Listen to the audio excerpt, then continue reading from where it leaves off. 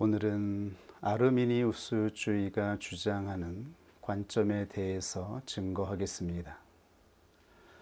아르미니우스가 주장하는 교리적인 토대 위에 세워진 교회로는 감리교회, 성결교회, 더 나아가 순복음교회, 그리고 침례교회를 들 수가 있습니다.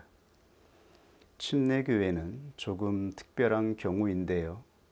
침례교회의 역사적인 뿌리를 찾아보면 침례교회는 두 개의 진리의 토대를 가지고 형성되었습니다.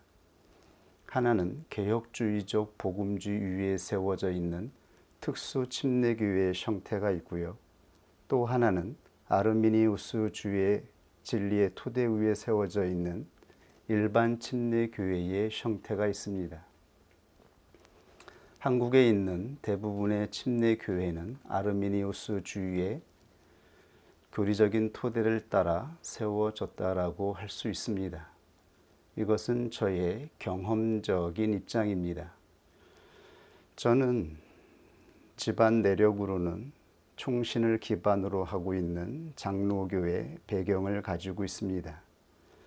그리고 어렸을 적에 동네에 있는 침례교회에 다니게 되면서 학창 시절을 보냈고 이것을 수단으로 하여 침례교회, 침례교 신학교에 입학하게 되어서 그곳에서 목회자로 훈련을 시작하였습니다. 그리고 신학대학원에 들어가면서 우연히 감리교회에 사역자로 가게 되었는데요. 이것을 계기로 인하여서 무려 7년 동안 전임 사역자로 감리교회에서 섬기며 봉사하게 되었습니다.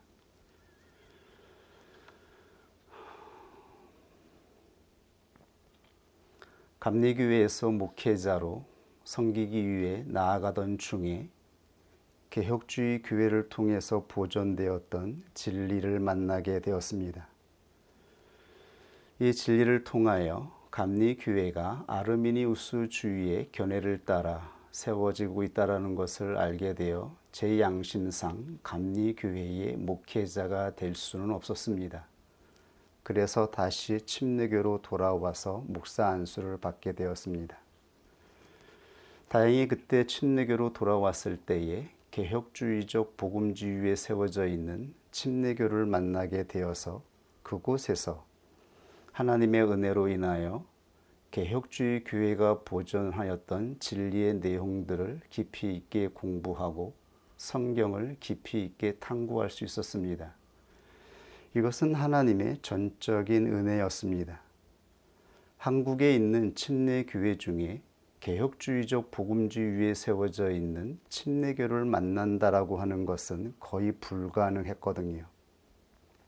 그러나 하나님은 미리 예비하여 주셔서 저희에게 개혁주의적 복음주의 진리의 토대 위에 세워져 있는 침례교회를 통해서 하나님이 기뻐하시는 진리의 내용들을 깊이 있게 연구하고 준비할 수 있도록 하여 주셨던 것이죠. 그러므로 저는 저의 신앙적인 배경에 장로교, 침례교, 감리교회가 있습니다. 참으로 아이러니한 것은 하나님의 전적인 은혜를 저는 침례교회와 감리교회를 통해서 받았다라고 하는 것입니다. 하나님의 진리를 만나게 되기까지 제가 하나님의 전적인 은혜를 경험했던 교회는 바로 침례교회와 감리교회를 통해서였습니다. 그러므로 저는 로마 카톨릭이라 할지라도 그리고 이단에 속해 있는 교회라 할지라도 그리고 교파를 초월하여 하나님의 부르시는 전적인 은혜가 그 교파를 초월하여 한 사람 한 사람에게 임한다라고 하는 것을 믿고 있습니다. 우리는 진리의 토대 위에 세워져 있는 교회를 분별하고 이것을 통해서 주의해야겠지만 우리는 한 사람 한 사람 성도를 만날 때에 한 영혼으로 만나야 하는 것이죠. 하나님이 부르시는 한 영혼이 교파를 초월하고 이단을 초월하여 하나님의 전적인 은혜를 통하여 부르심을 받고 있다라고 하는 것을 알고 있기 때문입니다.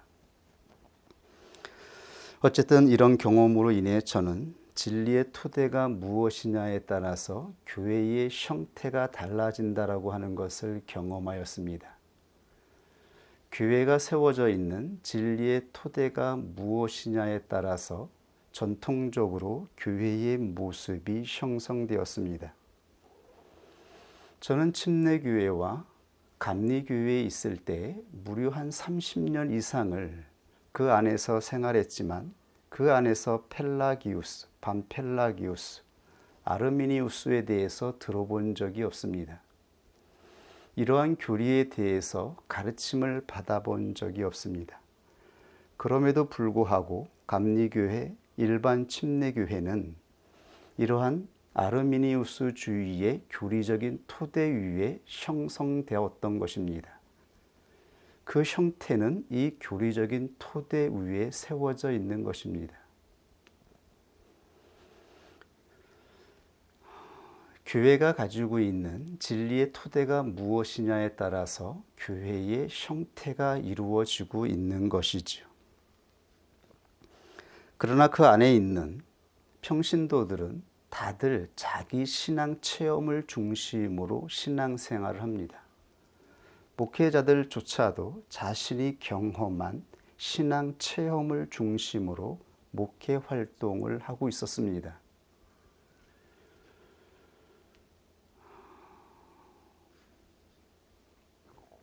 자신의 교회가 어떠한 진리의 토대 위에 세워져 있는지에 대해서 별로 관심을 갖고 있지 않았던 것이지요.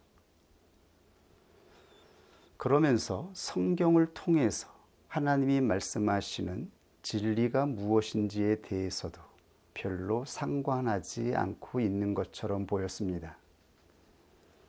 자기의 신앙 체험이 우선적으로 기본이 되고 있었던 것이죠.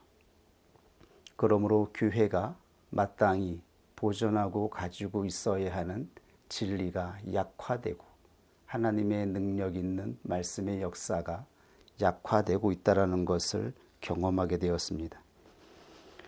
본론으로 들어가겠습니다. 아르미니우스주의자들은 어거스틴이 구별하는 특별 은혜와 일반 은혜의 구별을 부정합니다. 이들은 일반 은혜와 특별 은혜의 차이는 종류의 차이가 아니라 정도의 차이라고 말하고 있는 것입니다.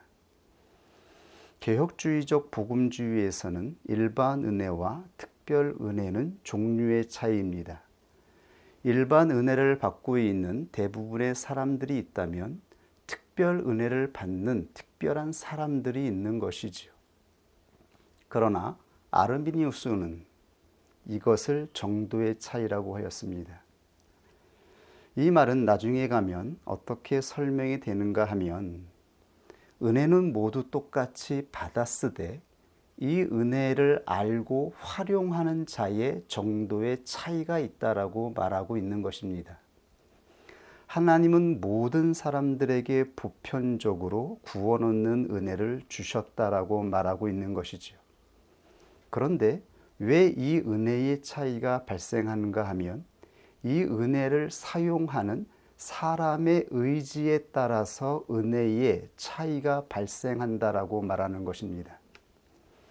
어떤 사람은 하나님의 은혜를 더욱 열심을 내어 활용하는 반면 어떠한 사람은 열심을 내지 못하여 하나님의 은혜를 활용하지 못하는 이 정도의 차이만 있다라고 말하는 것입니다. 이들의 견해는 다음과 같이 요약됩니다. 하나는 그리스도는 모든 사람에게 구원을 주시기 위해 죽으셨다라고 하는 것입니다. 두 번째, 하나님은 온 인류의 구원을 바라신다라고 하는 것입니다. 세 번째는 개인의 책임은 그 사람이 반응할 수 있는 능력까지로 제한된다라고 하는 것입니다. 이것이 바로 아르미니우스의 관점입니다. 하나님의 은혜는 모든 사람에게 베풀어졌다라고 말합니다. 제임스 아르미니우스의 양력을 좀 살펴볼까요?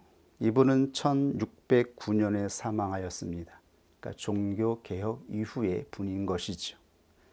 그는 암스테르담에서 개혁주의 목사를 역임하였습니다.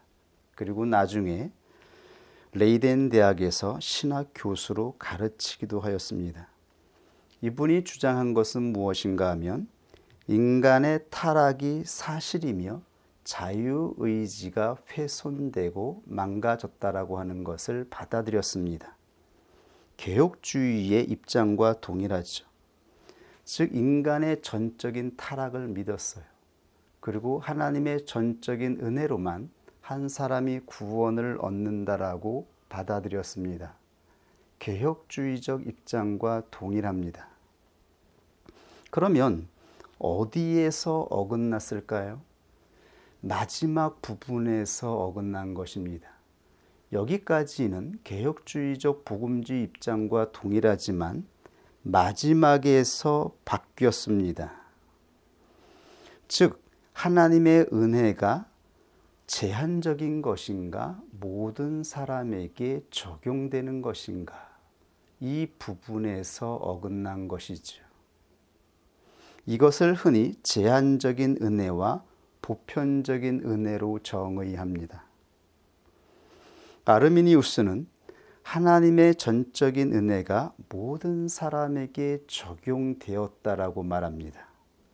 모든 사람이 회개하고 믿을 수 있도록 부르심의 은혜, 그리고 하나님께서 일깨워 주시는 은혜가 적용되었다라고 말합니다.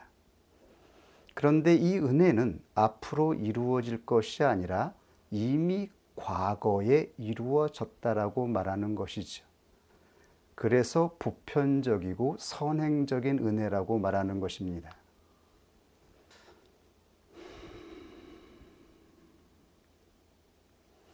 여기에 중요한 쟁점이 있는데요.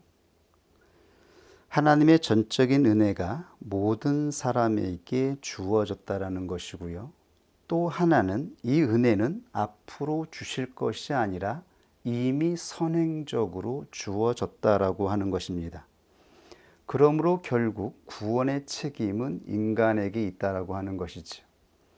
이미 주어진 은혜를 가지고 누가 활용하느냐, 누가 자신의 의지를 가지고 최선을 다하여서 이 은혜를 통해 구원으로 나아가느냐에 따라서 구원이 결정된다라고 하는 것이죠. 그러므로 구원의 책임은 하나님이 아니라 인간에게 있습니다. 인간의 선택으로 결정되는 것입니다. 이것이 바로 아르미니우스주의가 주장하는 관점입니다. 아르미니우스주의자들은 이것을 신인협동설이라 합니다. 인간이 하나님의 은혜에 협력해야 한다라고 하는 것이죠. 하나님의 은혜에 협력하는 인간의 의지를 통하여 구원이 이루어진다라고 말하고 있는 것입니다.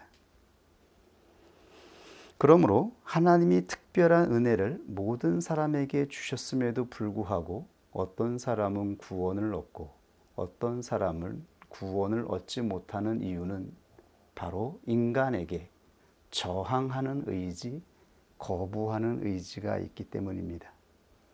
개혁주의는 하나님의 은혜가 불가항력적인 은혜, 거부할 수 없는 은혜라고 말하죠.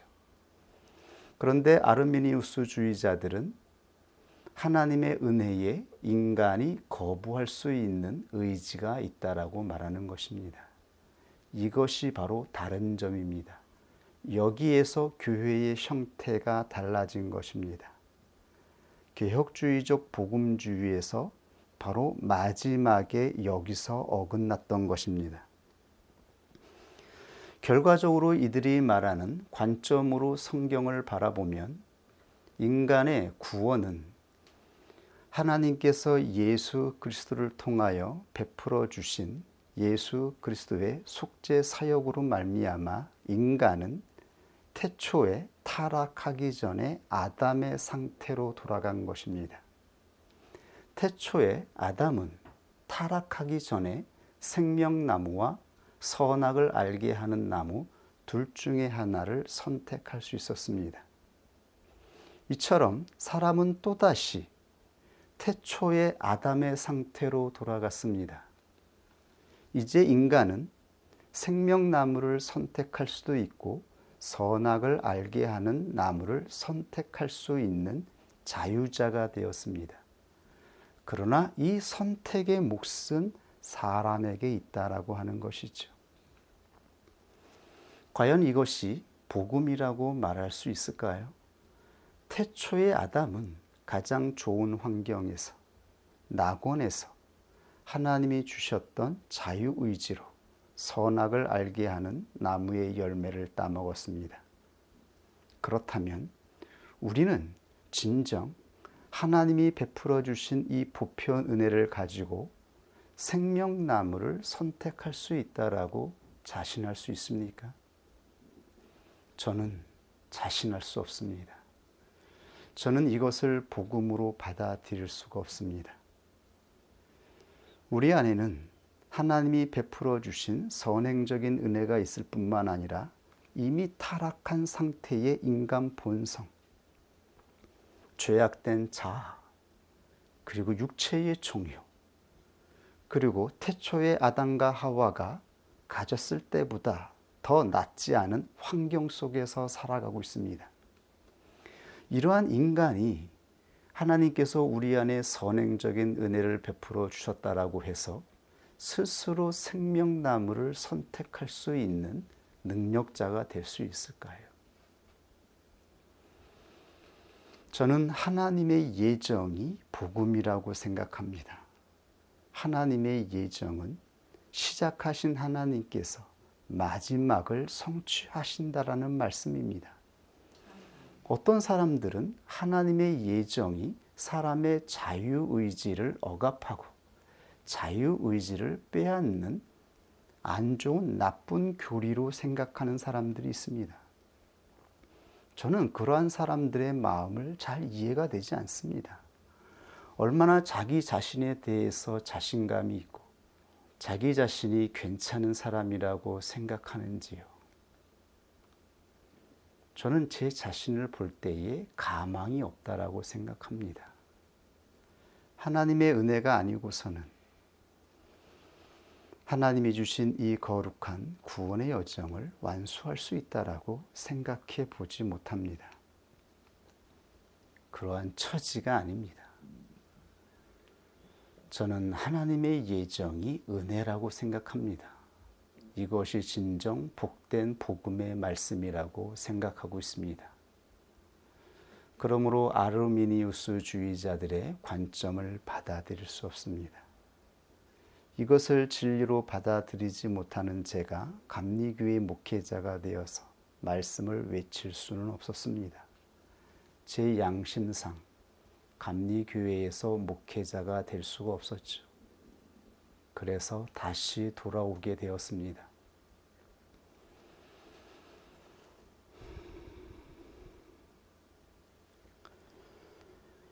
이러한 진리의 토대 위에 감리교회, 성결교회, 그리고 일반 침례교회와 같은 형태의 교회가 형성되었습니다.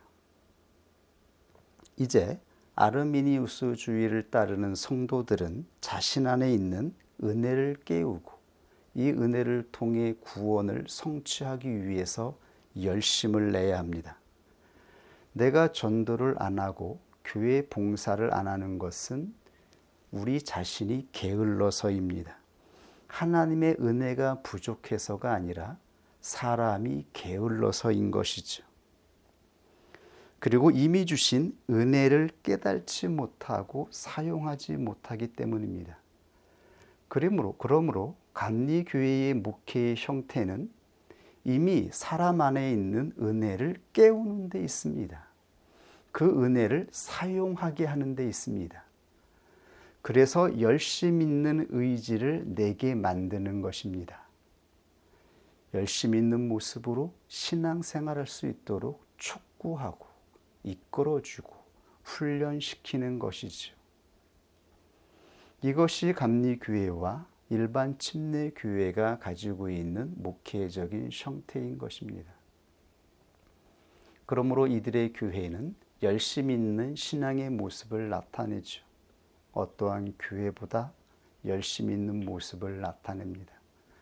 그러나 신앙생활이 피곤합니다. 육체도 영혼도 피폐해집니다. 우리가 우리의 의지로 열심을 낼 수 있는 한계가 어디까지일까요? 하나님의 은혜가 우리에게 주어졌어도 그 은혜로 우리가 열심을 내어서 나아갈 때에 겨우 1, 2년 그 은혜를 가지고 무엇인가 최선을 다해서 행할 수 있을 뿐이죠. 기쁘게 하나님의 은혜에 협력하여 우리가 할 수 있는 우리의 의지는 겨우 1, 2년밖에 버틸 수가 없어요. 이것이 인간이 협력할 수 있는 의지의 한계가 아닌가요? 적어도 저는 그렇게 체험했습니다. 처음에 하나님이 주셨던 은혜를 바탕으로 열심을 내기 시작하죠. 열심을 내어 무엇인가를 하고자 나아갑니다. 그러나 나의 의지는 2년을 넘어간 적이 없습니다. 그 다음부터는 힘이 없어지고 힘들어지고 불안해지고 걱정이 되는 것이지요. 어떻게 사역을 이끌어 가야 할지, 열심을 내야 할지 막막해지는 것이지요. 이것이 제가 경험한 열심 신앙의 모습이었습니다. 이들의 실존적인 구원의 여정은 나의 노력으로 나의 구원을 성취하라는 것입니다. 왜냐하면 할 수 있는 능력이 우리 안에 내재되어 있기 때문인 것이죠. 우리 안에 은혜가 내재되어 있어요. 이 은혜 안에 우리가 하나님을 향해 열심을 낼 수 있는 능력이 내재되어 있어요. 그러므로 성취하는 자와 성취하지 못하는 자의 차이는 자신 안에 있는 능력을 깨우는 사람, 일깨우는 사람과 일깨우지 못한 사람의 차이입니다. 목회는 이들 안에 있는 의지를 깨워주는 것입니다. 그러나 이것은 성경에 증거된 구원 얻는 믿음의 품질이 아닙니다. 이것을 우리는 신념이라고 하죠. 성경에 따르면 신념의 출처는 하나님의 성령이 아니라 언제나 인간의 자아에서 나오는 것입니다. 신념은 성령에게서 나오는 것이 아닙니다. 신념은 바로 우리 자신에게서 나오는 것이죠. 우리에게 남아있는 의지를 사용하는 것입니다. 그런데 우리의 의지는 지속되지 못합니다. 우리 인간의 의지는 영원하지 못합니다. 우리의 인간의 의지는 금방 쇠퇴하고 시들지요. 오직 하나님의 성령으로부터 나온 의지만이 지속되고 영원합니다. 우리는 성경에 증거된 모세를 통해서 확인하였습니다. 모세는 40세 때에 자신의 의지를 동원하여 이스라엘 백성들을 구원하는 수단이 되고자 하였습니다. 그러나 그 불은 금방 꺼지고 사그라들었지요. 지속적으로 불타지 못했습니다. 금방 없어지고 말았습니다. 그러나 그 이후 80세 때에 하나님은 떨기나무 불꽃 가운데에서 영으로 임하였습니다. 영원히 타는 불로 임하여 모세에게 임하였습니다. 모세는 이 꺼지지 않는 불을 가지고 이스라엘 백성들을 이끌고 광야를 안내하였습니다.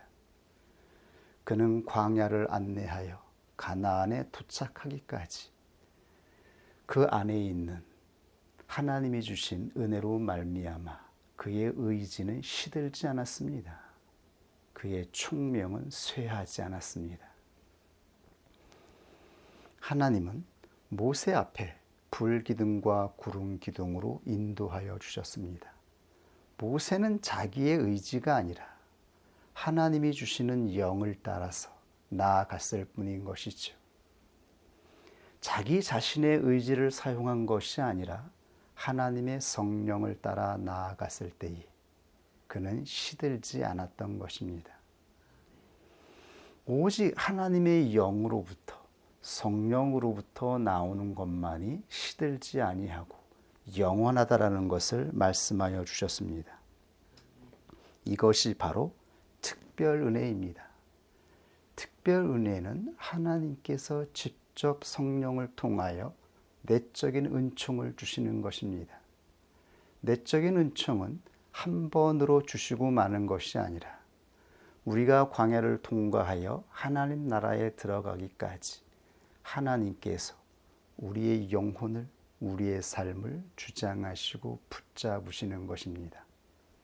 하나님의 주권적인 의지로 우리를 이끌어 주시는 은혜인 것입니다. 아르미니우스가 주장하는 구원 얻는 의지의 책임이 인간 자신에게 있다는 것은 인간 자신을 과대 포장하는 것이죠. 결국 이들은 자신의 자아를 하나님의 자리에 놓습니다. 자기 자신이 하나님처럼 되는 것이죠. 물론 아르미니우스가 이러한 것을 생각하지는 않았을 것입니다. 그러나 결국 이러한 방향으로 나아가게 되는 것이죠. 사람이 자기 자신에 대하여 긍정적으로 생각하는 신념은 겉으로 보기에는 활력이 넘치고 생명력이 넘치는 것처럼 보일 수 있습니다. 그러나 살아있는 것처럼 보이는 사람의 신념은 영원하지 않습니다. 극히 제한적이고 한계가 있습니다. 오래 가지 못합니다. 이것으로 구원을 이룰 수 있지 않습니다. 이것으로 구원의 성취가 이루어지지 않습니다. 결국 이들이 주장하는 신앙의 형태는 나 자신에 대한 회개로 나아가지 않습니다.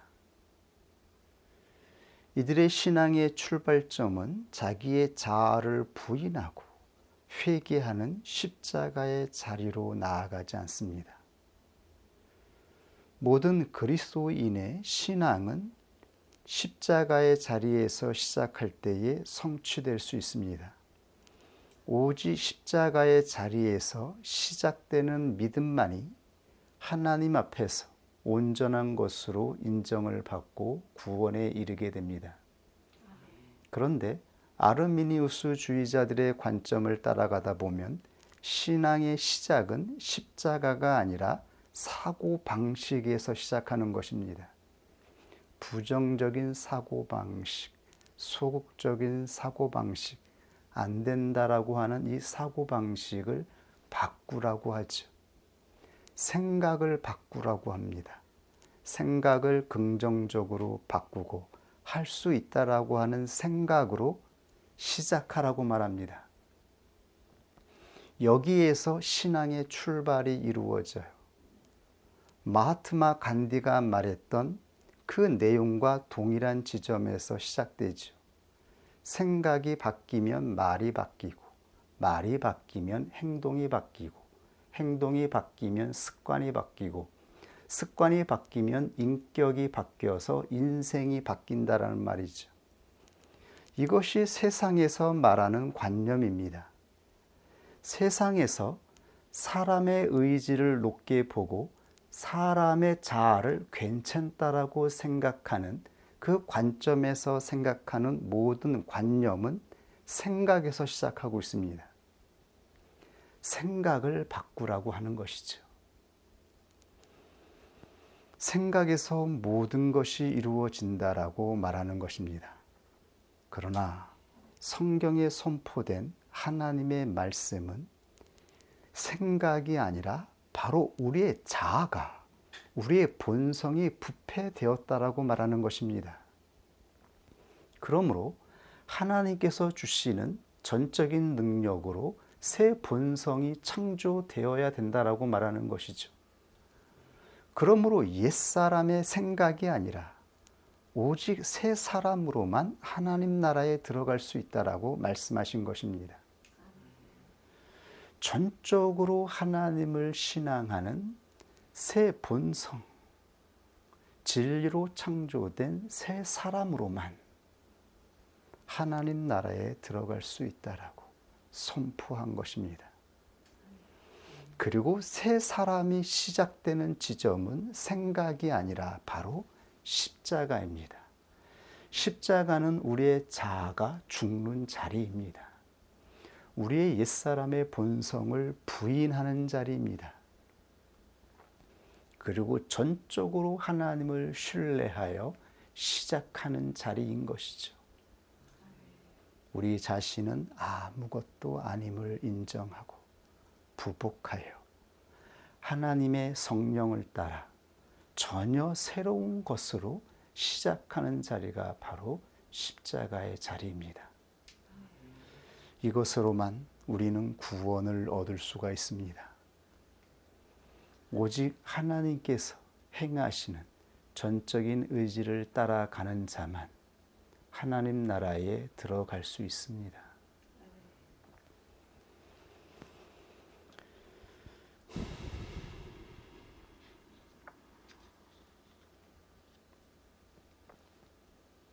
사람의 자연적인 본성은 하나님의 은혜에 협력하지 않습니다. 하나님의 의지에 협력하지 않는다라고 하는 것이죠. 우리의 본성과 일치될 때에만 하나님의 은혜에 협력하죠. 우리의 본성과 충돌하지 않을 때 그 한계까지만 우리는 하나님의 은혜에 협력하죠. 그러나 우리의 본성과 어긋나거나 충돌하는 하나님의 의지가 행해질 때에 우리는 언제나 하나님의 은혜에 충돌하고 저항합니다. 이것은 새 사람의 의지가 아니라 우리의 본성입니다. 타락한 본성에서 작용하는 것이죠. 이것이 성경에 그대로 모형으로 증거되었습니다. 하나님의 택함을 받고 애굽에서 출애굽되었던 이스라엘 백성들이 광야에서 보여준 모습입니다. 그 위대한 하나님의 전능한 능력 표적을 10개나 보았습니다.